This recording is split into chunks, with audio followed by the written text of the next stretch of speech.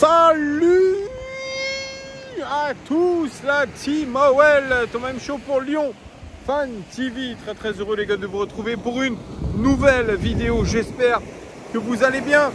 Moi ça va super. Écoutez, quoi de mieux que ce magnifique panorama coucher de soleil sur la côte landaise. Troisième vidéo que je fais quand même dans ce cadre là. Ça va finir par devenir récurrent, hein. Mais je trouve que c'est sympa. Il y a un petit peu de bruit, mais ça fait partie du charme de tout ça. Comme je vous dis, votre moment méditation du soir avec ces lunettes de mouche que je remets, mais qui sont extrêmement confortables. Désolé aussi, je me suis pas rasé, hein, c'est mode vacances. Les gars, avant toute chose, n'hésitez pas à vous abonner, c'est très important. Mettez un pouce, mettez un commentaire aussi, mais je sais que vous êtes très assidus avec ça. Donc merci en tout cas de votre fidélité, ça fait vraiment plaisir. Je suis très heureux en tout cas de pouvoir partager toutes les infos de l'Olympique Lyonnais. Vous êtes encore sur une vidéo OL Daily Mercato et c'est une breaking news, mais un truc assez étonnant qui est arrivé.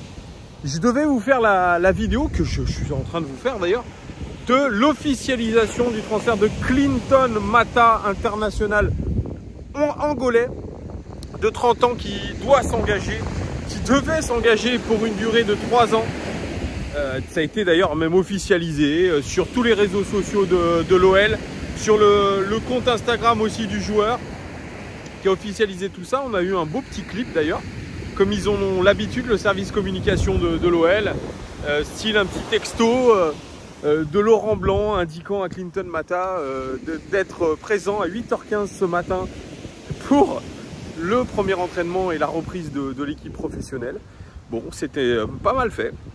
Voilà, et puis bien sûr, il y a eu les traditionnelles photos, le maillot avec 2026 dessus, 3 ans de contrat, on s'est dit, ça y est, super. Et puis, là, dans la soirée, enfin dans la fin d'après-midi, l'OL a tout enlevé des réseaux sociaux, tout. Et même Clinton Mata a enlevé sa publication sur son compte Instagram. Donc, il y a eu pas mal de rumeurs, et notamment celle venant de la DNCG. Enfin, ça vient pas directement de la DNCG, mais en tout cas, rumeur comme quoi la DNCG aurait bloqué le transfert et donc que c'était la merde, etc. Parce que vous le savez, on a une sanction de la DNCG, contrôle, encadrement plutôt des salaires des joueurs et des transferts, des indemnités transferts. Donc, on s'est dit, la DNCG n'a pas validé ce contrat, donc ça va pas se faire. C'est possible, hein, c'est possible que la DNCG dise non, c'est pas possible dans le cadre de votre budget, c'est mort. Eh bien apparemment non, ça serait un contretemps dans les termes du contrat. Alors, je peux pas vous dire quoi, j'en sais rien, mais il manquerait quelque chose dans le contrat du joueur, donc ils sont obligés de recommencer. Donc l'officialisation se fera que demain matin, nous dit-on, enfin je lis sur les réseaux, en tout cas c'est sacrément malvenu là, les amis, hein, quand vous mettez tout sur les réseaux sociaux et qu'on dit ah oulala on s'est gouré. C'est quand même un petit couille dans le pâté, une couille dans le potage. On en saura peut-être un peu plus après. Moi je trouve que ça fait mauvais effet et mauvais genre. Peut-être que c'est plus important que ça, je sais pas. Ouais, c'est très énigmatique en tout cas et ça fait bizarre. On n'est pas sur le recrutement du siècle, hein, je vous l'accorde les amis. C'est en tout cas un recrutement qui paraît intelligent. Clinton Mata qui signerait jusqu'en 2026, 5 millions d'euros de transfert. Dans le même temps, Thiago Mendes, lui, va partir, je ne sais même pas si c'est officiel, mais bon, ça devrait être officiel, va partir à Al Rayyan au Qatar. Donc Clinton Mata, c'est 5 millions d'euros de transfert, 10% sur une potentielle revente pour lui. Un joueur très fiable. Laurent Blanc voulait de l'expérience, il en a avec Clinton Mata qui est un latéral droit d'expérience qui a joué dans un club dominant de Belgique, le club Bruges en Jupiler League. Il fait partie des latéraux droits les plus fiables et les plus performants de la Jupiler League. La Jupiler League. Donc on met la main sur vraiment un joueur intéressant. Par contre, petit bémol, c'est un joueur qui a été blessé beaucoup la saison dernière avec une blessure à la cheville très importante, qui l'a tenu écarté des terrains très longtemps. Et il l'a reconnu lui-même dans une interview que ça a été extrêmement compliqué pour lui de de se remettre de cette blessure à la cheville. Ça l'a beaucoup handicapé parce qu'il n'était pas habitué à ne pas jouer. Il a beaucoup joué ces dernières saisons avec le Bruges et notamment des matchs de Ligue des Champions. C'est pour ça que je vous parlais d'expérience. C'est un garçon qui a de l'expérience non seulement dans un championnat pas dominant d'Europe, mais un bon championnat d'Europe qui est la Jupiler League. Et puis en plus avec des matchs de Ligue des Champions, international aussi angolais. Donc voilà, 30 ans, tout est réuni, une indemnité de transfert assez faible au final pour un joueur correct plus, on va dire. On imagine bien que si ça avait été un cador à son poste, il aurait été convoité par d'autres grands clubs qui jouent la Coupe d'Europe, ça ne sera pas le cas. Donc probablement aussi que Club Bruges ne lui fait peut-être plus confiance aussi. Est-ce que c'est dû à ses problèmes de cheville? J'en sais rien, mais c'est très étonnant qu'il vienne à l'Olympique Lyonnais dans un club qui ne jouera pas la Coupe d'Europe puisqu'il a été séduit par le projet, j'en sais rien. Il faudra lui poser la question. Un joueur avec des caractéristiques intéressantes, notamment dans son rôle de contre-attaquant. Il jouait dans une équipe, comme je vous l'ai dit, dominante, dans un 3-4-3. Il a dit, moi je suis un piston. C'est un piston. Il dit, quand je dois jouer en 4-3-3, c'est un petit peu plus compliqué pour moi. Ça aussi, il l'a dit dans une interview. Ah, ça tombe bien mon ami, tu vas jouer en 4-3-3 avec Laurent Blanc. Donc il va falloir t'adapter. C'est un garçon qui est friable un petit peu défensivement aussi, qui a quelques soucis défensifs parce que je lisais, hein, moi je lis beaucoup, je me documente, et notamment un compte Twitter qui s'appelle Data Scout qui fait de super choses, donc n'hésitez pas à aller les suivre. Et il disait notamment dans les rapports statistiques donc il était friable défensivement.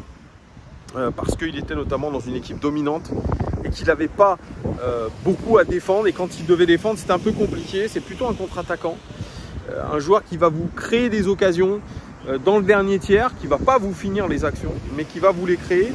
Il aime notamment percuter par le dribble, provoquer son vis-à-vis, centrer. Ça c'est intéressant, ça se rapproche un petit peu de ce qu'on avait eu avec Malo Gusto. Malo Gusto lui aussi très friable défensivement. Le garçon a une belle qualité de passe, notamment sur les ressorties de balles, ça va être intéressant. Et surtout, ça c'est ce que voulait l'Olympique Lyonnais, un état d'esprit irréprochable. Et sur les 3 recrues que nous sommes en train de faire, si celle de Clinton Mata est officielle et celle de Renato Tapia le sera probablement aussi dans les quelques jours à venir, eh bien nous aurons 3 joueurs avec Skelly Alvero, qui ont une mentalité qui semble être très intéressante et surtout irréprochable. Et ça, c'est ce que voulait l'OL. Donc, je pense qu'on peut se réjouir pour l'instant d'un recrutement rapide, un recrutement intelligent qui répond aux demandes de l'entraîneur, qui répond aux demandes du nouveau projet de l'Olympique Lyonnais. Par contre, maintenant, il y a sûrement qu'on devra faire un attaquant et un défenseur central. Le mercato n'est pas fini. Par contre, il y a cet énorme dossier qu'il va falloir régler, le dossier des retours de prêt. Parce qu'aujourd'hui, vous avez vu aussi sur les réseaux sociaux, c'était le retour à l'entraînement des joueurs de l'Olympique Lyonnais. Tout sourire pour certains. On a vu Alexandre Lacazette, Lopez Tolisso, El Arouche dans les vidéos. On a vu aussi Jeff Adelaide, on a vu Tino Kadewere revenir, tout sourire. Et puis la recrue Skelly Alvero, la seule recrue de l'Olympique Lyonnais officialisée qui était présent à l'entraînement. Premier entraînement, donc il y a eu des tests physiques je crois ce matin et ensuite premier entraînement cet après-midi. On n'a pas vu Karl Toko Ekambi. Je ne sais pas s'il était là, vous me direz en commentaire. Pour ceux peut-être qui ont assisté aux sorties des joueurs, aux sorties des voitures, ça c'est ce que j'avais fait l'an dernier, je l'aurais bien refait. Malheureusement, je suis dans un merveilleux endroit qui est bien mieux que le Groupama OL Training Center en termes de point de vue, de paysage. Donc voilà, l'OL a repris l'entraînement officiellement avec des nouvelles tenues, d'ailleurs très fringantes, et des tenues d'entraînement bleu marine et rose, je les trouve très belles. Adidas a fait un très beau boulot, d'ailleurs il devrait officialiser dans quelques jours ou semaines le maillot extérieur de l'Olympique Lyonnais, qui est pas mal, qui reprend le logo des années 90, qui sera bleu. Voilà, donc ça aussi, ce sera sympa. Je vous l'ai mis d'ailleurs en photo sur l'onglet communauté pour vous ai demandé qu'est-ce que vous pensiez de ce maillot. Vous êtes assez mitigé. En tout cas, Adidas a fait plutôt du bon boulot cette saison. Le maillot domicile, je l'aime de plus en plus. Plus je le vois, plus je me dis qu'il est pas mal. Donc voilà, tout est réuni pour que l'Olympique Lyonnais essaye de faire une grosse saison. Il serait temps de faire une grosse saison parce que cette sanction de la DNCG, elle passe toujours mal. L'OL qui hésite à faire appel. Il leur manquait 50 millions d'euros. L'OL, via John Textor, Vincent Ponceau, ont dit que ça correspondait à la vente d'OL Reign qui n'est toujours pas effective mais qui le sera aussi prochainement. La DNCG ne l'a pas entendu de cette oreille et a préféré mettre 0 pour l'instant. Ne même pas anticiper les 50 millions d'euros. Je ne sais pas pourquoi. Beaucoup crient au complot. Beaucoup crient à finalement un OL qui serait sanctionné par la DNCG de manière non objective.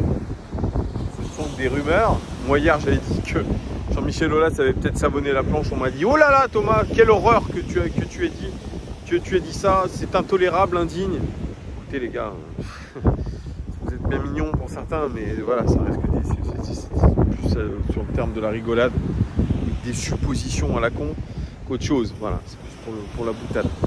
Bref, tout cela pour vous dire voilà que Clinton Mata normalement c'est signé, ça sera effectif demain. Si ce n'est pas le cas, je vous referai une vidéo et on essaiera de comprendre pourquoi. S'il y a une raison, on en discutera. Voilà, en tout cas merci de votre fidélité, ça me fait vraiment plaisir d'avoir tous vos retours. Les vidéos cartonnent en ce moment sur la chaîne et parce qu'il y a beaucoup d'actualité, parce qu'on commente l'actualité, parce que finalement je la débat avec vous. Je fais des vidéos, ensuite vous commentez, ça c'est très chouette. Je lis tous vos commentaires, hein. Je le répète, je ne réponds pas à tous, mais je les lis tous et franchement merci beaucoup de votre fidélité. On va attaquer la saison tambour battant. Allez, je vous fais des bisous, profitez, soyez forts et à très vite. Ciao.